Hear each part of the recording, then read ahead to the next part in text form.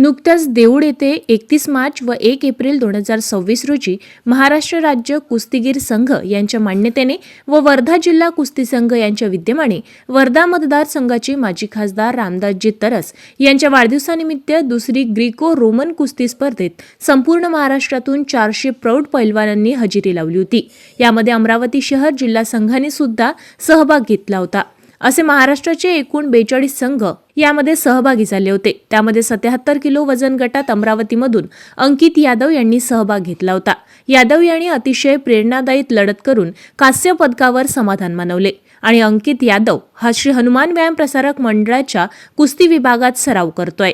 येणाऱ्या काळात त्याच्याकडून फार मोठ्या अपेक्षा श्री हनुमान व्यायाम प्रसारक मंडळाकडून होत आहे। पदक प्राप्त केल्याबद्दल अमरावती जिल्ह्यात एक आनंदाचे वातावरण निर्माण झाले। श्री हनुमान व्यायाम प्रसारक मंडळाचे प्रधान सचिव पद्मश्री प्रभाकर वैद्य, ॲडव्होकेट प्रशांत देशपांडे, डॉक्टर श्रीकांत चेंडके, प्राध्यापक रवी खांडेकर, डॉक्टर संजय तिरतकर यांनी यादव याचे अभिनंदन केले। यादव हा डॉक्टर संजय तिरतकर व भारतीय खेल प्राधिकरणाचे कुस्ती कोच जितेंद्र भोयर यांच्या मार्गदर्शनाखाली सराव करतो।